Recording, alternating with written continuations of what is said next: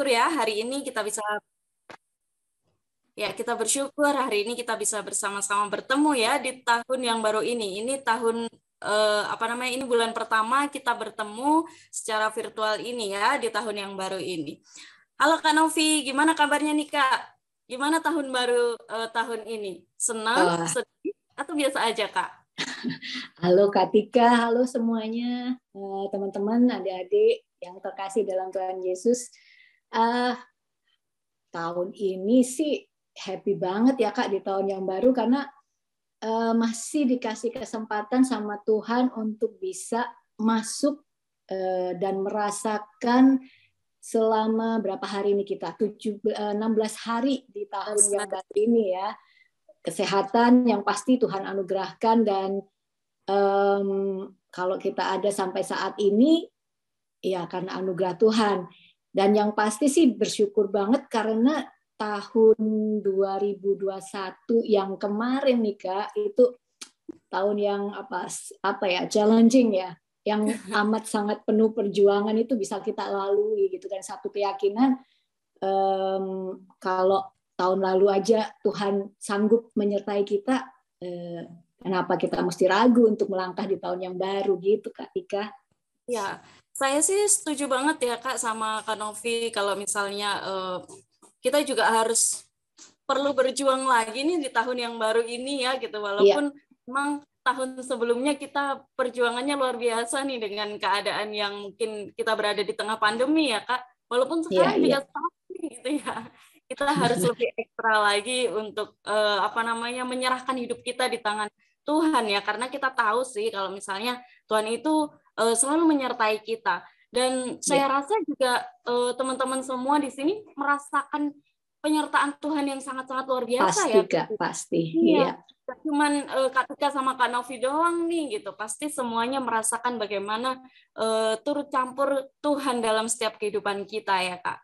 Betul banget Kak.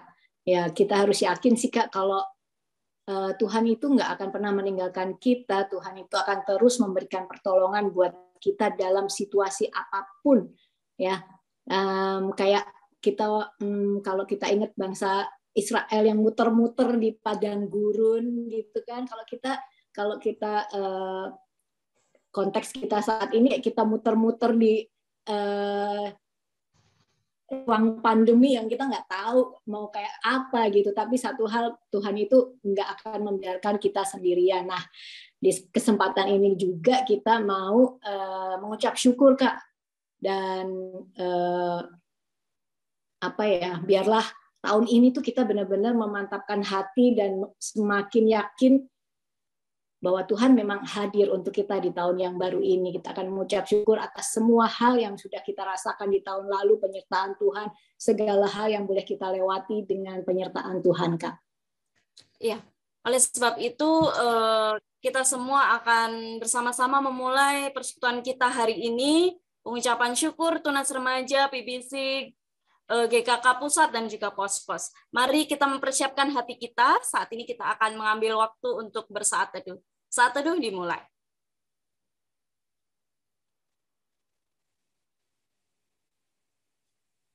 Saat teduh selesai. Iya, kalau kita ini dengan kondisi seperti kita saat ini masih bisa bernafas, masih bisa berdiri, masih bisa berjalan, masih bisa merasakan segala sesuatu, itu semua karena anugerah Tuhan. Tanpa Tuhan kita tidak bisa menjalani hidup kita seperti saat ini.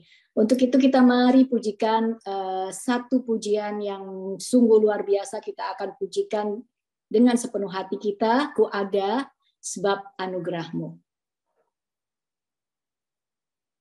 Kita akan pujikan lagu ini dengan segenap hati kita sebagai lagu pembuka, sebagai tanda syukur kita.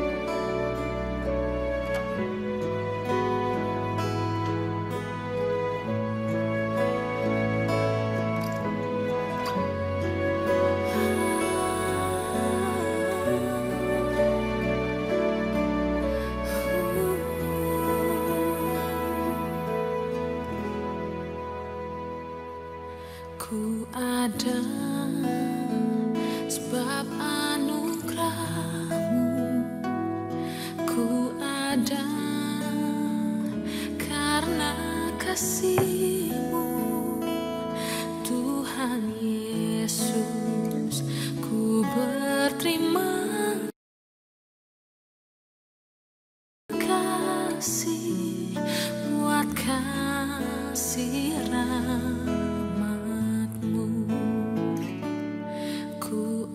ada sebab anugerah-Mu, ku ada karena kasih-Mu, Tuhan Yesus.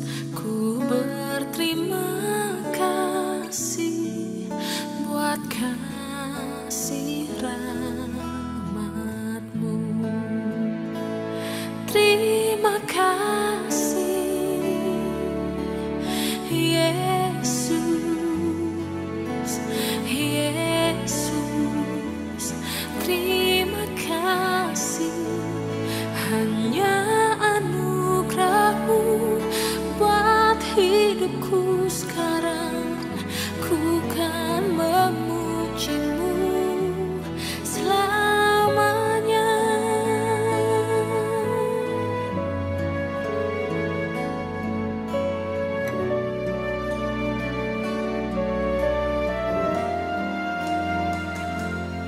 I am here because of your grace.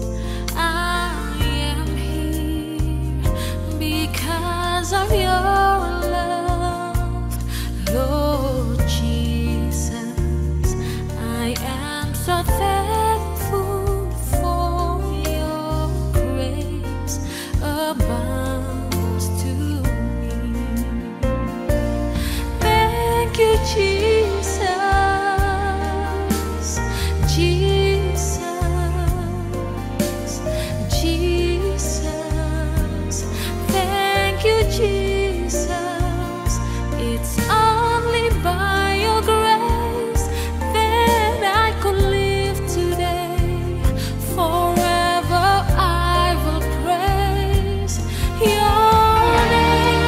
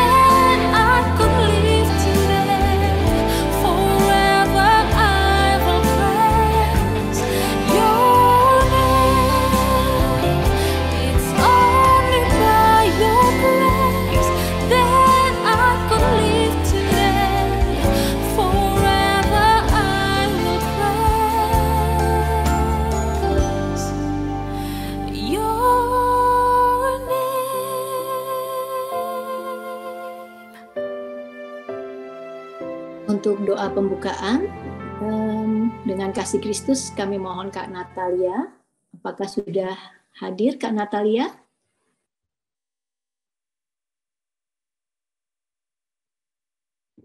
Sepertinya belum ada ya Kak Tika, Kak Natalia. Iya, Kak. Oke, baiklah. Kalau begitu kita sama-sama berdoa.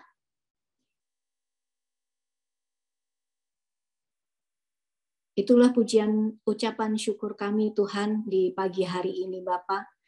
Semua hanya karena anugerah dari Engkau semata Tuhan, sehingga kami boleh melewati tahun 2021 yang menurut kami cukup challenging Tuhan, tapi karena tangan kuasa-Mu, tangan kasih-Mu, kami boleh melewatinya, kami boleh melaluinya, dan kami bersyukur kalau masih Engkau beri kesempatan Tuhan untuk memasuki tahun yang baru dan mulai menjalani tahun yang baru ini dengan penyertaan yang tidak pernah putus dari Engkau Bapa. Saat ini Tuhan, kami akan memulai persekutuan kami.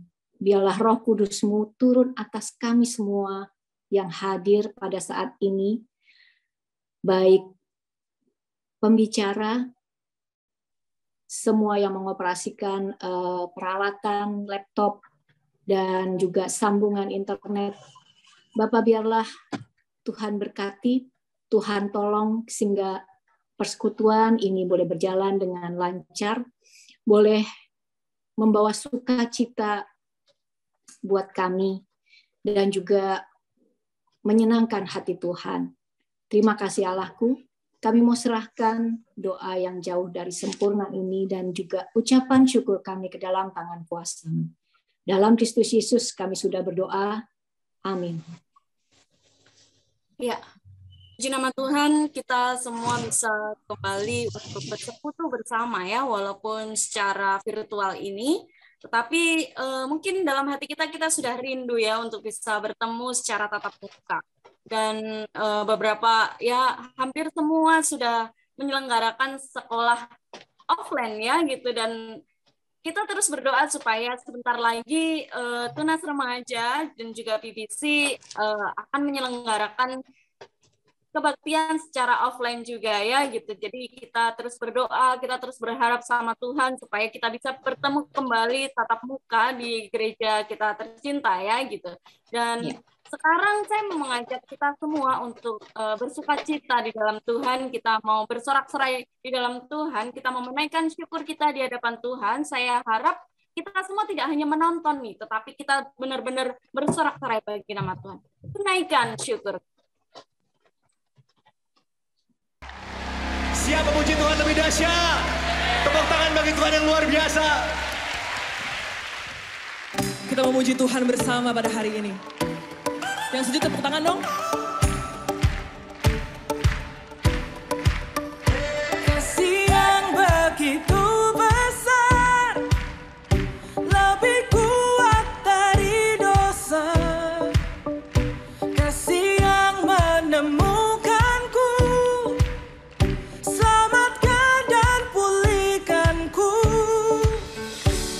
Ku naikkan syukurku, ku tak akan berhenti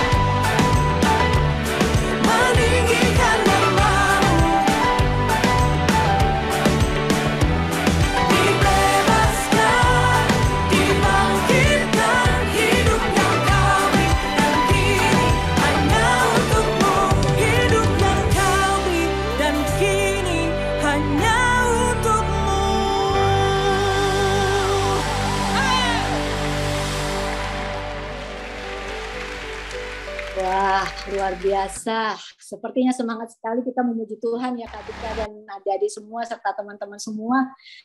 Wow. Ya, mudah-mudahan kita cepat segera bisa kebaktian secara on-site. Jadi benar-benar kita bisa bergerak memuji Tuhan dengan seluruh apa yang Tuhan sudah kasih dalam diri kita, baik itu mulut, baik itu tubuh kita, tangan kita, kaki kita. Jadi nggak cuma mata kita yang menonton dan mulut kita saja yang menyanyi ya Kak Tika, tapi seluruh apa yang Tuhan sudah kasih kita akan berikan kepadanya untuk memujinya. Nah, baiklah kita akan mulai dengan firman Tuhan, tapi sebelumnya kita akan siapkan hati kita dulu. Hati dan pikiran kita siapkan untuk menyambut firman Tuhan. Kita sambut dengan pujian Semusim Berlalu. Setelah pujian ini, kami persilahkan kepada hambanya, Kak Hendra, untuk membawakan firman Tuhan. Kita siapkan hati, kita siapkan pikiran, dan seluruh apa yang ada dalam diri kita untuk menerima firman Tuhan. Kita pujikan Semusim Berlalu.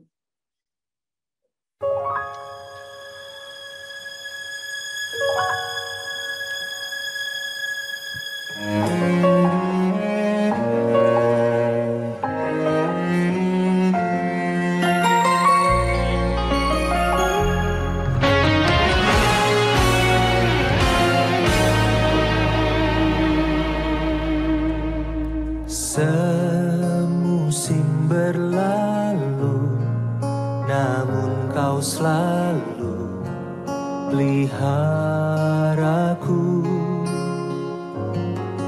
Kasih dan setiamu tak pernah layu di hidupku.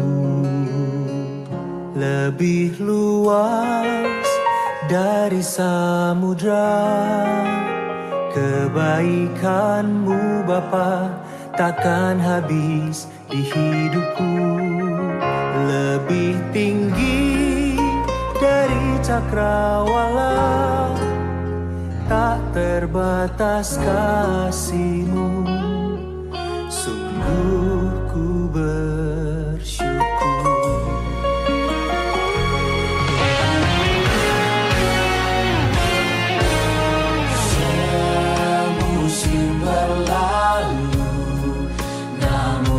Selalu peliharaku, kasih dan setiamu tak pernah layu di hidupku. Lebih luas dari samudra, kebaikanmu Bapa takkan habis di hidupku. Lebih tinggi dari cakrawala, tak terbatas kasih-Mu. Sungguh ku bersyukur.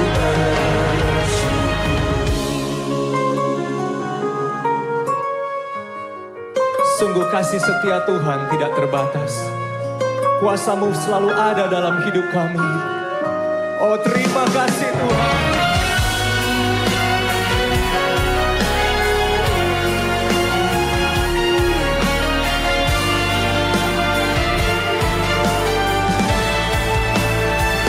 Lebih luas dari samudra, kebaikan-Mu Bapa takkan habis di hidupku. Lebih tinggi dari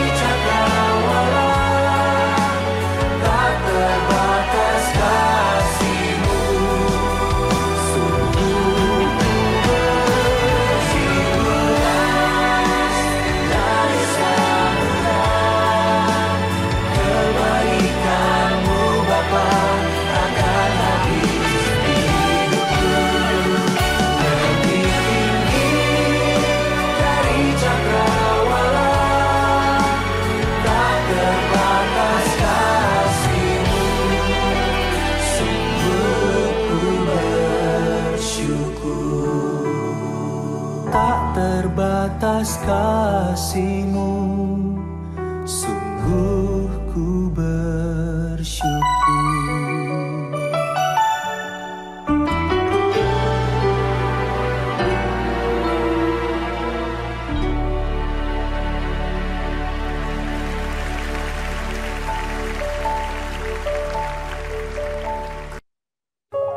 Kepada Kak Hendra, dipersilahkan. Terima kasih Kak Novi juga Kak Tika yang sudah memimpin pujian buat kita semua. Mari kita bersatu dalam doa sebelum kita baca dan merenungkan firman Tuhan. Bapak dalam surga, kami bersyukur dan berterima kasih untuk pagi ini kami boleh berhimpun bersama di dalam media virtual ini untuk kami boleh lakukan ibadah buat Tuhan. Kami bersyukur untuk 1 tahun yang sudah berlalu yang penuh dengan tantangan, tapi dalam anugerah kasih sayang Tuhan, Tuhan menuntun kami bisa masuk dan melewati tahun 2021 dan bisa masuk di tahun yang baru ini, di tahun 2022. Kami percaya Tuhan yang sudah memimpin kami di masa yang berlalu akan memimpin kami di masa kini dan masa depan dengan aman, dengan menjaga dan melindungi kami dan menguatkan kami di dalam segala keadaan. Dan kami butuh pegangan firman dari Tuhan supaya kami boleh sungguh-sungguh Tuhan memiliki kekuatan dan penghiburan di dalam segala kelemahan dan dalam segala pergumulan kami.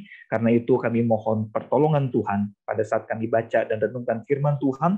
Allah Roh Kudus menolong hamba-Mu dalam segala kelemahannya bisa menyampaikan dengan baik dan semua teman-teman bisa mendengarkan, bahkan bisa mengerti, bisa lakukan dalam hidup buat hormat kemuliaan nama Tuhan. Terima kasih Bapa, dalam nama Yesus Kristus yang berdoa dan mengucap syukur. Amin. Shalom teman-teman yang dikasihi Tuhan, senang sekali ya bisa berkumpul bersama dengan teman-teman di awal tahun ini, dan belum terlambat untuk saya ucapkan selamat tahun baru buat teman-teman semua. Saya berterima kasih kepada Kak Tika dan Kak Novi sekali lagi yang sudah memimpin pujian dengan sangat baik buat kita semua, dan juga mengapresiasi ya semua teman-teman. Saya bisa bayangkan teman-teman pasti udah bosan dan jenuh bukan main dengan semua hal yang berbau online. Sekolah online, ya, rapat-rapat online, persekutuan online, aktivitas online. Terus sekarang ibadahnya mesti online lagi ya. Makanya dari tadi Kak Novi sama Kak Tika terus mensoundingkan kita berharap segera bisa onsite ya. Kita mohon Tuhan berbelas kasihan menolong negara kita keadaannya semakin baik dan kita bisa segera onsite untuk mengalahkan segala kejenuhan yang sudah menumpuk ini, teman-teman. Nah, teman-teman, salam kenal buat kita semua. Saya sudah punya anak, saya sudah menikah, anak saya ada 2, dan dengan teman-teman dari SKK Ketapang misalnya, anak saya yang kecil tuh pernah sekolah di SKK Ketapang di playgroup ya, kelompok bermain, tapi karena kami harus pindah tempat pelayanan saat ini, maka dia akhirnya pindah sekolah ya, tapi sempat sekolah kurang lebih setahunan. Lalu saya juga punya anak bimbingan yang juga ada di kelas, kalau nggak salah kelas 11 SMA, namanya Rian Sela, mungkin teman-teman ada yang kenal ya. Dan senang sekali lagi untuk kesempatan kita bisa beribadah bersama. Teman-teman, boleh nggak saya untuk memastikan kalau teman-teman masih stay tune dengan kita untuk kasih reaction supaya saya tahu teman-teman masih ada di sini. Takutnya teman-teman tuh udah menghilang ya. Oke, teman-teman yang ada boleh nggak saya lihat reaction-nya? Thank you teman-teman ya yang udah kasih reaction. Baik teman-teman, kita buka Alkitab kita tetap konsen ya kita supaya jangan sampai kemana-mana. Saya berusaha tidak panjang-panjang, tapi bisa seringkas dan sepadat mungkin untuk bisa menyampaikan firman Tuhan menolong teman-teman mengerti. Mari kita buka Markus 4 ayat 35 sampai 41. Markus 4 ayat 35 sampai 41. Saya akan bacakan buat kita sekalian, teman-teman bisa mengikutinya di Alkitab masing-masing. Demikian firman Tuhan. Pada hari itu, waktu hari sudah petang, Yesus berkata kepada mereka, marilah kita bertolak ke seberang. Mereka meninggalkan orang banyak itu, lalu bertolak dan membawa Yesus beserta dengan mereka dalam perahu, di mana Yesus telah duduk dan perahu-perahu lain juga menyertai dia. Lalu mengamuklah taufan yang sangat dahsyat dan ombak menyembur masuk ke dalam perahu, sehingga perahu itu mulai penuh dengan air. Pada waktu itu Yesus sedang tidur di buritan di sebuah tilam. Maka murid-muridnya membangunkan dia dan berkata kepadanya, Guru, engkau tidak peduli kalau kita binasa?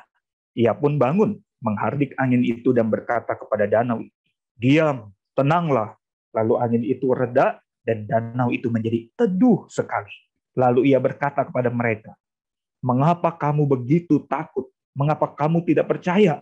Mereka menjadi sangat takut dan berkata seorang kepada yang lain, siapa gerangan orang ini? Sehingga angin dan danau pun taat kepadanya. Nah teman-teman, kalau kita lihat judul tema kita pada hari ini adalah aman bersama Yesus. Kalau kita lihat kata aman teman-teman ya, sebetulnya apa sih lawan dari kata rasa aman teman-teman? Ada seorang pakar yang bernama Erik Erikson, dia seorang psikolog teman-teman ya. Dia bilang lawan dari rasa aman itu adalah ini teman-teman, rasa takut.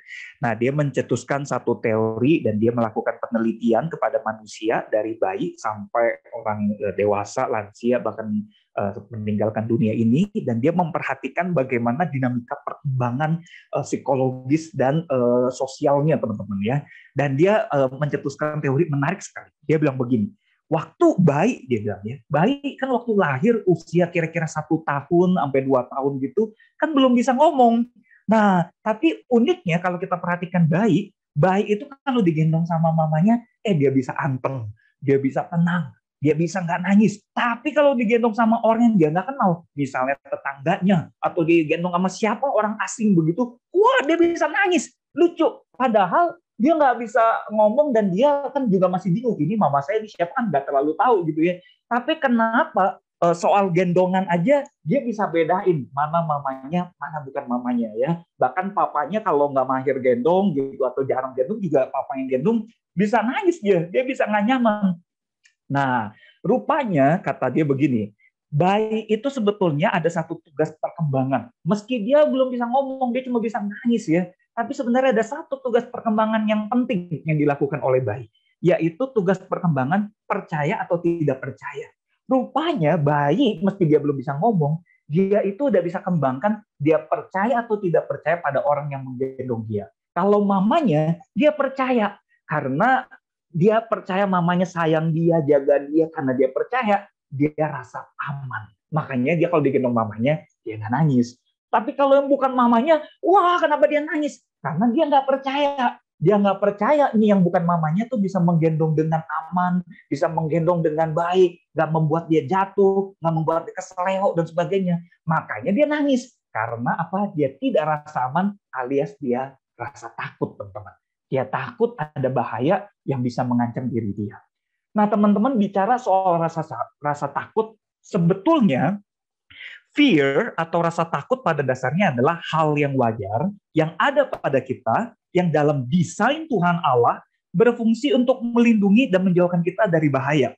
Jadi takut itu ada hal yang baik juga kalau kita nggak punya rasa takut ya, misalnya kita dekat-dekat listrik tegangan tinggi, terus kita nggak takut kesetrum, ya kita bisa tewas kan, karena kita nggak punya sense untuk menjauhi bahaya. Tapi karena kita takut kesetrum, kita lebih hati-hati. Atau kita berdiri di pinggir jurang gitu ya, karena kita takut ketinggian, kita takut jatuh, kita lebih hati-hati, nggak dekat-dekat ya. Kalau kita nggak ada rasa takutnya, kita nggak hati-hati dan kita bisa bahaya, bisa celaka. Tapi atau namun, fear menjadi tidak wajar, rasa takut ini menjadi tidak wajar jika tidak berfungsi sesuai dengan rancangan desain Allah, yaitu tidak dikendalikan oleh iman, sehingga jadi mengganggu hidup kita. Jadi kalau takutnya jadi berlebihan, takut yang nggak ada imannya, itu akhirnya jadi takut yang tidak wajar, dan itu pasti mengganggu hidup kita. Nah, teman-teman yang dikasih Tuhan, sampai di sini kita coba pikirkan sejenak ya. Kita coba stop, masing-masing kita coba renungkan, pikirkan. Apa ketakutan yang belakangan ini kita hadapi, teman-teman? Tahun 2021 tadi Kak Novi bilang ya, tahun yang penuh dengan tantangan. Waktu Delta menyerang, kita takut ya. Mungkin, aduh ini udah lonjakannya puluhan ribu, ya rumah sakit pada penuh. Banyak orang takut, banyak kematian ya. Di gereja tempat saya melayani, dalam seminggu itu jemaat yang meninggal itu bisa berentek banyak sekali ya. Bukan cuma orang-orang tua, bahkan ada anak remaja juga yang meninggal pada saat itu. Wah, kita takut sekali ya. Nah, saat ini apa yang menakutkan kita? Barangkali Omikron, ya kita dengar Omikron mulai menyerang dan angka mulai perlahan merangkak naik. Kita mungkin ada, takut nih, gimana nih gelombang ketiga dan sebagainya. Nah, coba kita renungkan juga seberapa besar kadar rasa takut ini. Apakah, besar sekali loh. Sekarang mau PTM lagi ya. Nanti kalau saya PTM saya kena gimana? Ini gimana? Itu gimana? Nah, barangkali cukup besar. Coba kita tanya diri kita, besarnya sebesar apa ya? Apakah 50%, 70%, 80%, 90%, atau bahkan 100%? Nah, apakah ada ketakutan besar dalam diri yang belum bisa kita taklukkan? Teman-teman mungkin nggak harus ketakutan saat ini, tapi bisa ketakutan yang udah lama. Tapi sampai saat ini kita tuh nggak bisa taklukin. Misalnya kita takut gelap, kita takut hantu misalnya ya, atau kita takut tentang masa depan kita, atau kita takut kehilangan orang yang kita kasihi, takut kehilangan misalnya orang tua kita, takut kehilangan teman baik kita, dan sebagainya. Nah, pertanyaan yang penting yang harus kita pikirkan berikutnya, apakah ketakutan kita ini termasuk yang wajar atau tidak wajar? Nah, kita akan pelan-pelan menemukan jawaban dari hal ini sembari kita belajar bagian firman Tuhan yang baru saja kita baca. Nah, teman-teman, dalam teks yang kita baca tadi, murid-murid Tuhan Yesus itu juga menghadapi ketakutan yang tidak wajar, yang dicela oleh Tuhan Yesus di ayat 40. Tuhan Yesus berkata, "Mengapa kamu begitu takut? Mengapa kamu tidak percaya?" Nah, teman-teman, konteks peristiwa ini, kalau kita perhatikan perikop itu bagian Alkitab sebelumnya, teman-teman ya, dan juga sesudahnya, kita akan mengerti bahwa Tuhan Yesus itu baru saja selesai mengajar, teman-teman. Sebelumnya Tuhan Yesus sudah habis mengajar ya, terus ada murid-murid dan ada banyak orang mengikuti dia. Nah, lalu selesai mengajar, Tuhan Yesus dan murid-muridnya itu bermaksud untuk pergi ke seberang Danau Galilea, yaitu daerah yang disebut Gerasa, tempat di mana nantinya Tuhan Yesus akan menyembuhkan orang yang kerasukan setan. Teman-teman kalau perhatikan, ini kan di Markus ya, di Matius dan di Lukas juga ada catatan tentang peristiwa angin ribut diredakan. Jadi ada catatan yang mirip, yang sama, dan ada kesamaan sesudah dari peristiwa angin ribut diredakan itu, Tuhan Yesus tiba di satu tempat disebut Gerasa untuk menyembuhkan orang yang kerasukan setan. Jadi ada tujuan kenapa Tuhan Yesus naik kapal atau naik perahu ini menyeberangi lautan, yaitu untuk menyembuhkan orang yang kerasukan setan. Nah, teman-teman, di tengah-tengah perjalanan itu kemudian ada badai besar yang menghantam perahu sehingga membuat perahu itu hampir tenggelam ya. Ada penafsir yang berkata ini adalah sebuah peperangan rohani karena Tuhan Yesus mau menyembuhkan orang yang kerasukan setan. Jadi ya setan dengan kuasa gelapnya itu berusaha menghalangi ya misi Tuhan Yesus ini sehingga terjadilah kayak badai angin ribut gitu ya. Fenomena alam yang mengerikan yang berusaha menghalangi perjalanan Tuhan Yesus kepada orang yang kerasukan setan itu. Jadi badainya itu begitu hebat, membuat perahu itu hampir tenggelam. Nah, pada waktu itu, posisi Tuhan Yesus sedang tidur di buritan di sebuah tilam. Tilam itu ya seperti kasur yang sederhana, teman-teman ya. Hingga akhirnya para murid membangunkan dia. Tapi kata buritan ini mungkin bagian kata yang teman-teman nggak semuanya mungkin paham ya. Buritan apa sih Kak gitu ya. Nah, teman-teman kita belajar sedikit istilah perkapalan atau istilah tentang kelautan, teman-teman ya. Nah, buritan itu adalah sebetulnya bagian dari perahu atau kapal yang ada di bagian belakang, teman-teman. Jadi kalau teman-teman lihat kapal atau perahu, ini ada beberapa istilah yang disebut haluan tuh depan ya. Anjungan tuh atas, geladak tuh sampingnya seperti ini.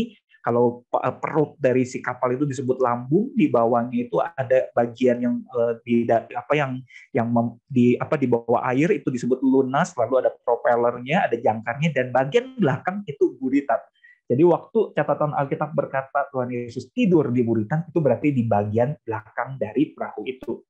Nah, pada waktu badai menerpa dan Tuhan Yesus sedang tidur, kira-kira apa yang dirasakan para murid dan apa yang mereka lakukan sebelum mereka membangunkan Tuhan Yesus? Teman-teman jangan lupa, sebagian murid-murid Tuhan Yesus itu adalah nelayan ya. Mereka orang yang udah biasa berlayar dengan perahu, mereka yang udah ngerti juga ya badai mungkin bukan pertama kali mereka hadapi. Ini danau Galilea juga danau yang udah mereka sering datangi, mereka cari ikan dan sebagainya ya. Itu hal yang buat mereka bukan hal yang baru, teman-teman.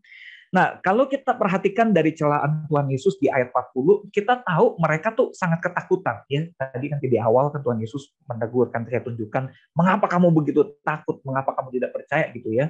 Nah, tapi pertanyaannya kenapa mereka sangat ketakutan?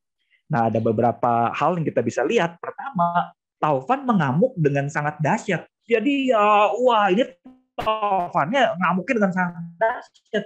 Barangkali dahsyatnya ini biasanya mereka ketemu badai ya biasa-biasa, ini dahsyat banget sehingga mereka tuh sangat takut ya. Lalu yang berikutnya kalau kita perhatikan lagi, ombak menyembur masuk ke dalam perahu. Jadi bukan hanya badainya dahsyat, ombak itu udah menyembur, airnya udah masuk ke dalam perahu, dan sehingga perahu itu naik dengan akhirnya ketegangan di dalam pesawat terbang. Kalau teman-teman pernah naik pesawat terbang dan pesawat terbangnya pernah mengalami goncangan turbulens yang dahsyat seperti itu, saya rasa saya juga pasti sangat ketakutan. Saya ingat satu teman baik saya cerita begini ya, satu kali dia melakukan penerbangan dari Surabaya menuju ke Manado.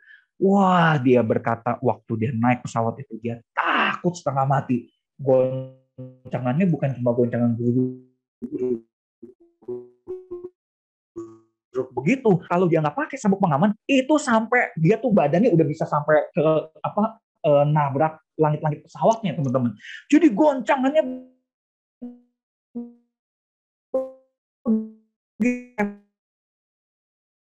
darat dengan selamat dan teman saya masih hidup sampai saat ini. Tapi teman-teman kita bisa kebayang kalau kita jadi murid-murid atau teman saya di dalam satu kendaraan, pesawat atau kapal atau perahu, lalu ada fenomena alam yang sedahsyat itu, itu kita bisa takut setengah mati. Tapi teman-teman, saya mau ajak kita lihat ini nih, keterangan perahu itu mulai penuh dengan air, teman-teman. Dari keterangan perahu itu mulai penuh dengan air di ayat 37, diduga teman-teman ya, diduga para murid ini tuh tidak langsung membangunkan Tuhan Yesus yang sedang tidur.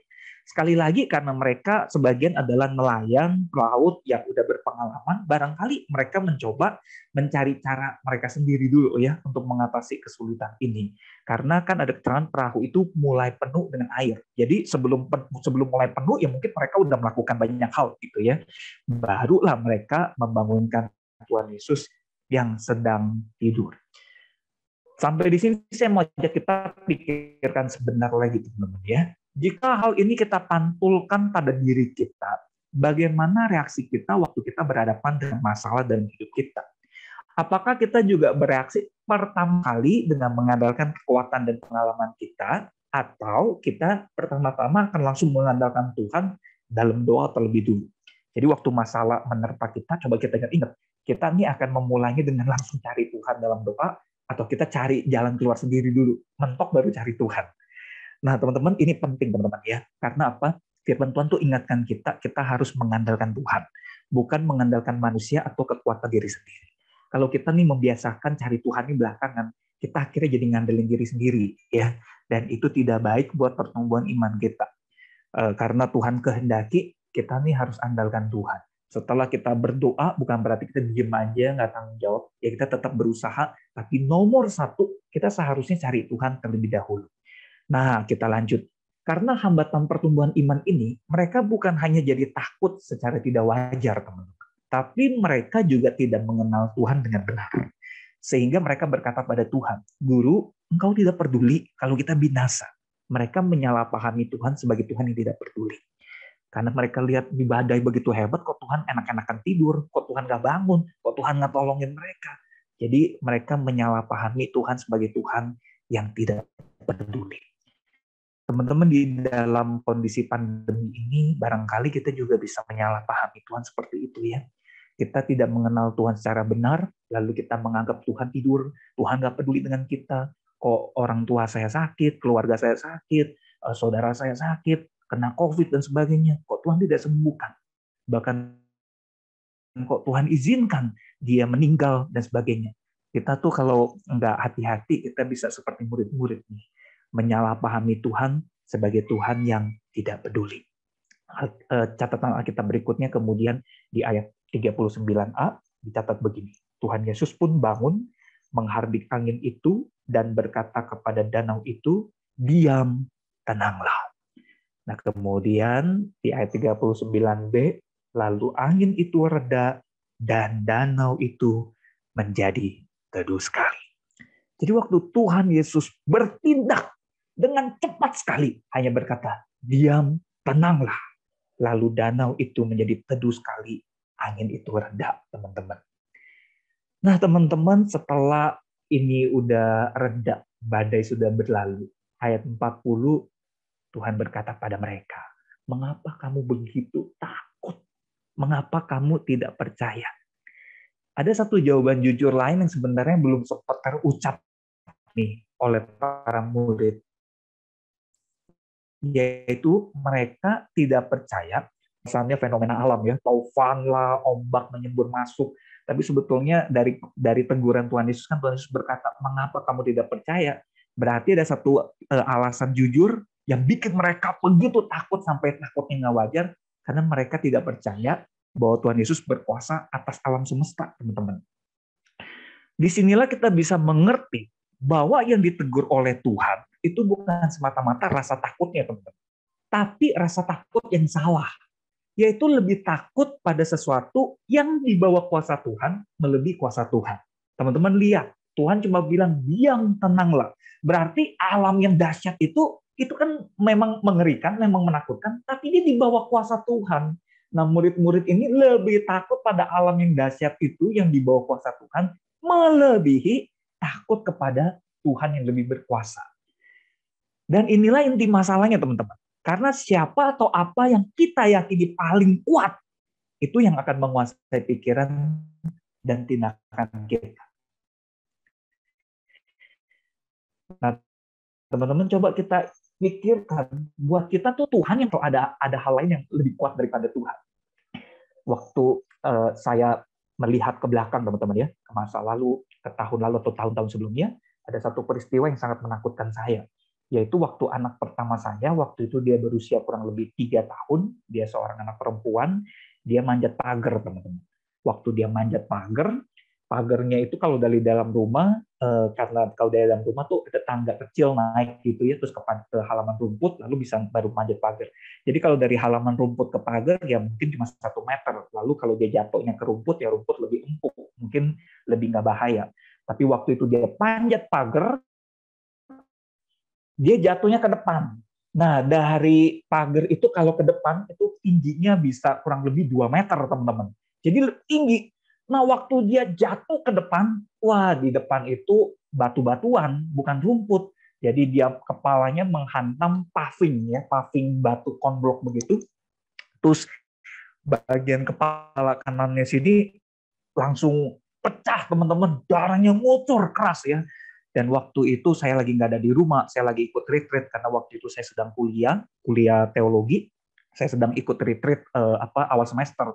Jadi cuma ada istri saya di rumah, wah istri saya panik, langsung gendong-gendong, dan bersyukurnya ada tetangga di sebelah rumah yang pas ada di rumah, dan dia bisa langsung cepat standby mobilnya, dan dia bawa istri dan anak saya langsung pergi ke rumah sakit terdekat untuk diberikan pertolongan.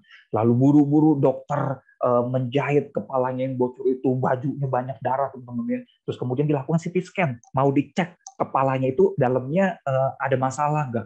Hasil CT scan-nya, waduh, menggetarkan hati saya, teman-teman.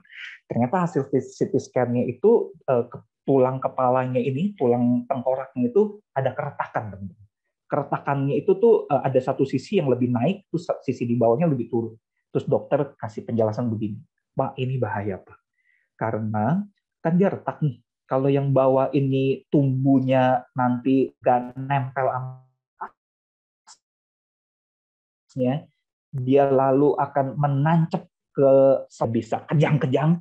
Setelah dia kejang, resiko yang pertama, kalau dia hidup, dia ngalami kelumpuhan. Saya kaget. Nah, resiko yang kedua juga nggak kalah serem.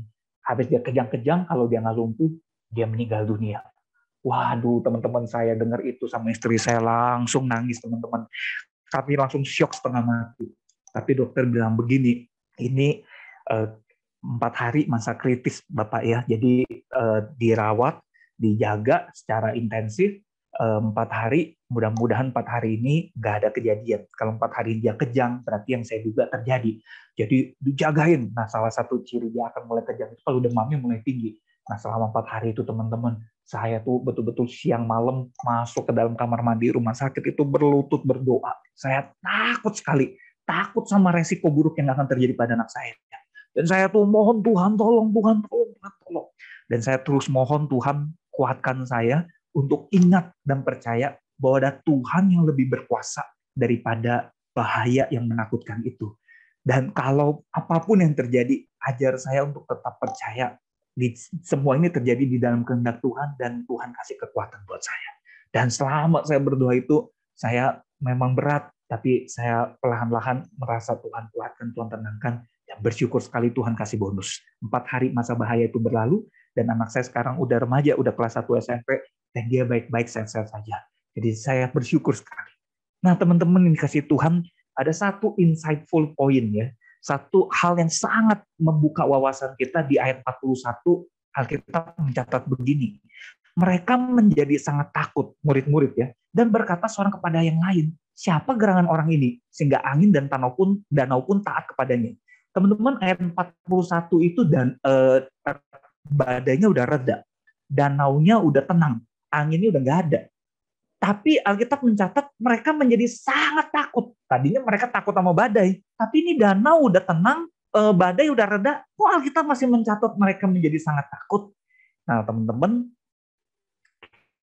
sangat takut di sini adalah takut yang benar. Ditujukan pada Tuhan Yesus melebihi semua yang lain. Dan disertai juga dengan pengenalan yang benar akan Tuhan. Karena waktu mereka berkata mereka menjadi sangat takut, mereka kemudian bertanya, siapa gerangan orang ini? Sehingga angin dan danau pun taat kepadanya. Teman-teman, perjalanan iman kita memang kita bisa mulai dengan takut yang gak wajar. Tapi waktu ada tantangan terjadi, Tuhan kemudian menyatakan dirinya kepada kita. Kita kemudian mengalami Tuhan. Kita akan melewati badai itu, dan kita harus punya rasa takut yang benar. Yaitu takut kepada Dia, bukan kepada yang lain. Dan takut kepada Dia akan membuat kita mengenal bahwa Dia berkuasa atas segala sesuatu. Angin, danau, apapun juga, Dia maha kuasa melebihi segala-galanya. Termasuk Delta, Omikron, virus mutasi apapun, Dia berkuasa melebihi itu semua. Jadi jangan takut pada semua virus itu, tapi takutlah kepada Tuhan kita yang maha kuasa melebihi segala-galanya. Nah sekali lagi kita lihat diri kita. Apa ketakutan terbesar kita? Sebelum saya percaya pada Tuhan, saya harus mengakui pada teman-teman, saya tuh kalau ngebayangin kematian takut banget. Lihat orang mati takut, lihat rumah duka takut, lihat peti mati takut, apalagi membayangkan kalau saya mati. Dan saya tahu, cepat atau lambat saya juga pasti mati. Nggak bisa saya lari dari kematian. Saya takut bukan main. Saking takutnya waktu itu saya pernah ngalamin, saya baca koran, waktu itu nggak sengaja baca koran Pos Kota, teman-teman. Pos Kota beritanya serem-serem ya. Ada satu berita tentang ada satu pria memutilasi pacarnya, teman-teman. Habis dibunuh, dimutilasi, dipotong-potong. Memang beritanya digambarkan dengan ilustrasi kartun, teman-teman. Tapi ada kronologinya. Pertama dibunuh, lalu habis dimutilasi, masukkan ke karung, lalu bawa pakai motor Vespa, dibuang ke satu tempat.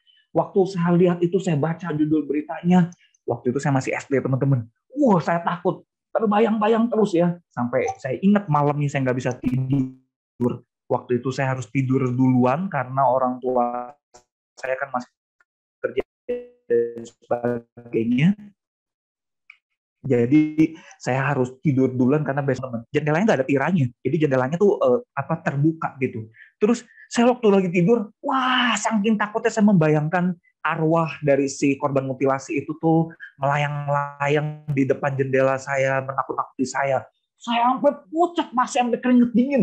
Saking takutnya saya nggak bisa tidur, saya lari langsung ke mama saya yang ada di bawah. Waktu itu mama saya buka warung, terus lagi gitu mama saya lihat saya pucat pasi, keringet dingin satu badan, udah basah semua. Mama saya tahu nih saya ada sesuatu, lalu saya ditemenin tidur ya. Terus saya juga pernah ngalamin ketakutan hoax surat kaleng. Zaman sekarang hoax kan menyebar lewat medsos. Zaman dulu karena belum ada medsos, internet belum secanggih atau sedahsyat hari ini.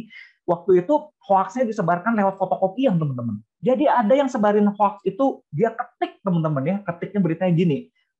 Surat ini harus difotokopi minimal 10 kali ya. Terus harus disebarkan seluas-luasnya. Kalau tidak dilakukan, dia kasih data. Yang pertama, ada yang tidak melakukan di Afrika, mati dimakan buaya. Yang kedua, di Asia ada yang mati kebakaran. Yang ini ada yang mati ketabrakan. Pokoknya serem-serem. Saya waktu baca itu, saya harus fotokopi nih, saya harus sebarkan. Teman-teman, begitu saya takut sama kematian serem, saya mau fotokopi, saya mau sebarin. Teman-teman bayangin, kalau saya sebarin, ada orang-orang yang takut kayak saya, betapa hoax itu akan meneror semakin banyak orang. Tapi syukurnya waktu itu kehalang ya, ada satu tetangga saya, dia sangat beriman, dia bilang, bodoh kamu, Weng. Kan saya panggilannya Awen. Disobek-sobek kamu. Saya bilang, kok nanti kok mati? Enggak, dalam nama Tuhan Yesus percaya, nggak ada apa-apa. Ya, betul, nggak ada apa-apa sih. Dia nggak dimakan buaya, nggak kenapa-napa juga ya. Itu betul-betul saya takut, bukan main. Dan apalagi kalau ngomongin neraka. Aduh, saya takut banget. Nah, begitu takutnya sampai satu waktu saya dengar berita tentang Tuhan Yesus berkuasa juga atas maut, atas kematian. Dia datang ke dunia, dia mati di atas kayu salib untuk membebaskan kita dari kematian kekal, melepaskan kita dari api neraka. Waktu saya dengar berita itu, waduh, saya senang banget. Akhirnya saya ketemu jalan keluar. Saya mau percaya pada Tuhan Yesus. Saya mau terlepas dari maut dan saya mau terima anugerahnya. Dan sejak saat itu, saya udah nggak takut lagi sama kematian. Saya berani datang ke rumah duka, lihat orang mati, melayani. Bahkan saya beberapa kali mendampingi orang yang udah hampir meninggal. Saya jadi bisa melihat ternyata ada anugerah Tuhan juga ya buat orang yang sudah mau meninggal. Ada fase, misalnya beberapa yang saya dampingi ya, ada fase dia nggak sadar.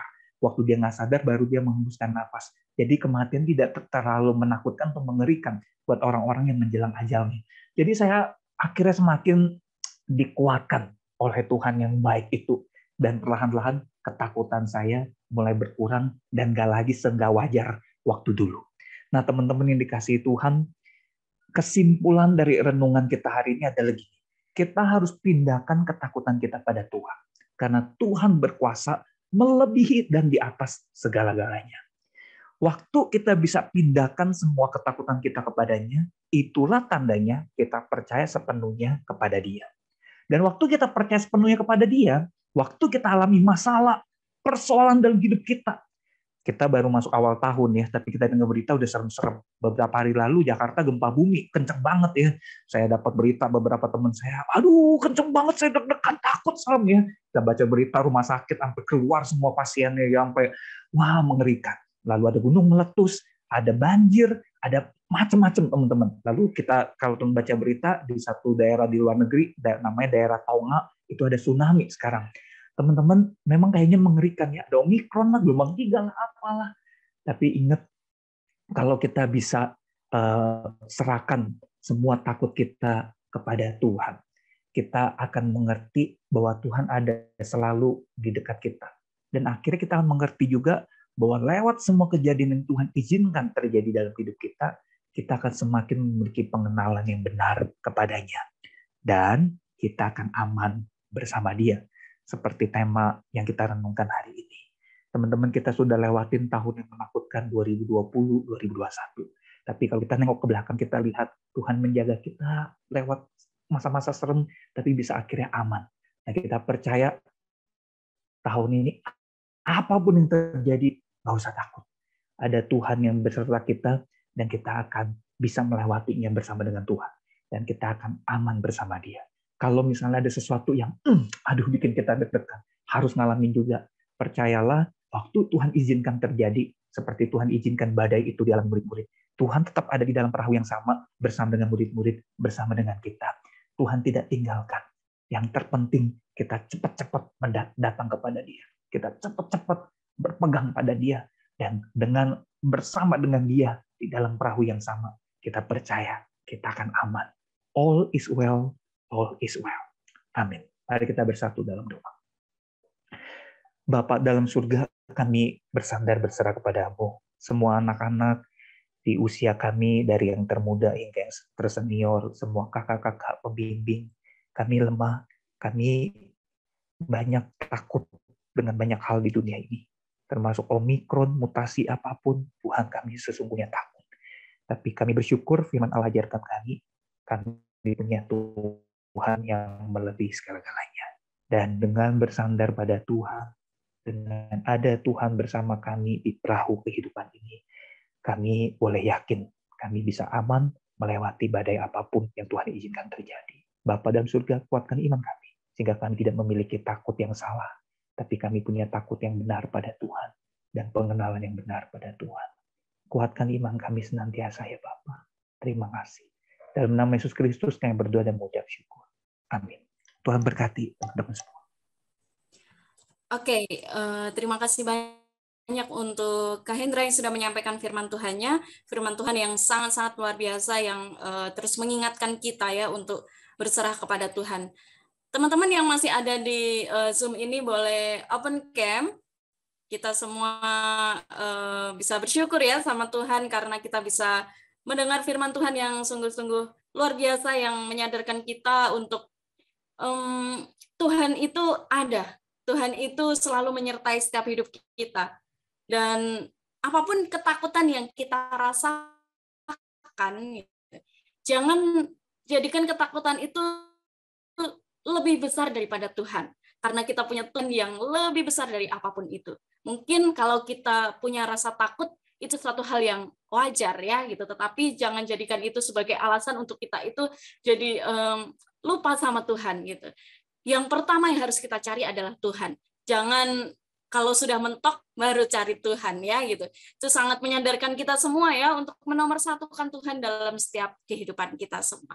Teman-teman, kita akan masuk dalam penutup ya. Kita akan sama-sama mengakhiri kebaktian kita, persekutuan kita hari ini, dan kita bersyukur karena kebaktian pengucapan syukur kita sudah kita ikuti bersama ya gitu. Saya mengajak kita semua untuk bisa menaikkan pujian kita semua boleh open cam bersama ya, kita bernyanyi bersama, kita mau naikkan pujian kita, Anggur Baru.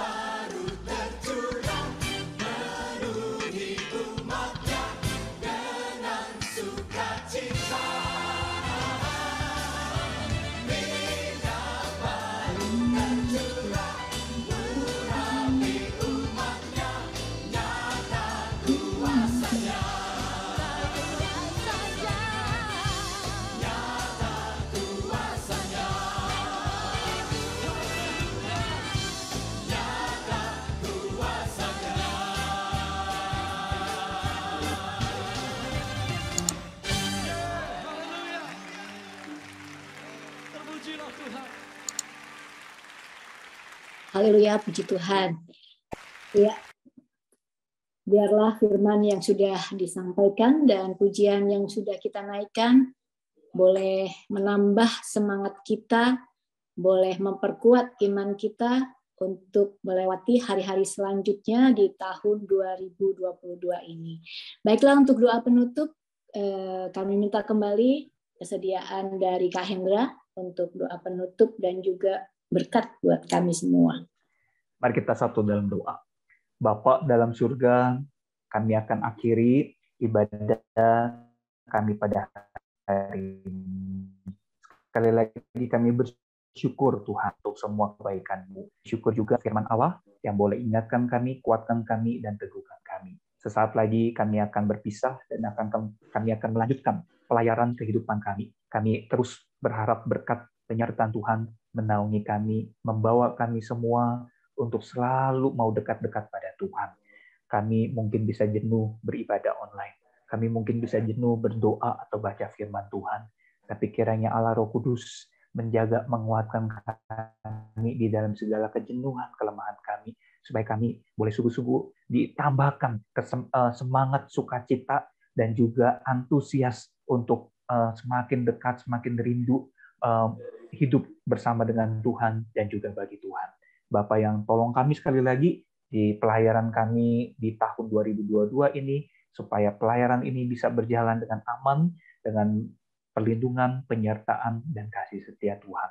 Terima kasih Bapa, terima kasih. Di dalam nama Yesus Kristus, kami berdoa dan mengucap syukur. Amin. Oke, terima kasih Kak Hendra untuk pelayanannya. Kak Tika, apakah kita akan foto bersama atau ada pengumuman dulu? Iya Kak, kita akan ada pengumuman terlebih dahulu. Kak Eksa boleh next, ada pengumuman di sebelahnya. Ya, ada beberapa pengumuman. Yang pertama, bulan ini di Januari ini kan kita Zumpanya di minggu ketiga ini ya. Jadi nanti minggu keempat bulan ini tidak ada Zumpa, karena bulan ini kita sudah ada Zoom di minggu ketiga ini, yaitu pengucapan syukur ya. Kemudian nanti di bulan Februari kita akan ada Zumpa di minggu ke-1 karena ada kebaktian Imlek dan juga Valentine ya. Dan di minggu pertama Februari ini akan ada breakout room ya. Firman Tuhan nanti akan disampaikan oleh Pendeta Richard. Jadi jangan lupa untuk join Zoom juga di minggu pertama bulan Februari ya. Flyer yang akan di-share juga ke teman-teman semua ya. Kalau mempersiapkan diri untuk bisa ikut Zumpa di minggu pertama Februari nanti. Dan terima kasih juga untuk teman-teman yang sudah hadir di Zoom hari ini ya, di persekutuan kita pengucapan syukur Tunas Remaja BBC Pusat dan juga Pos-Pos. Semoga persekutuan ini boleh menjadi berkat bagi kita semua.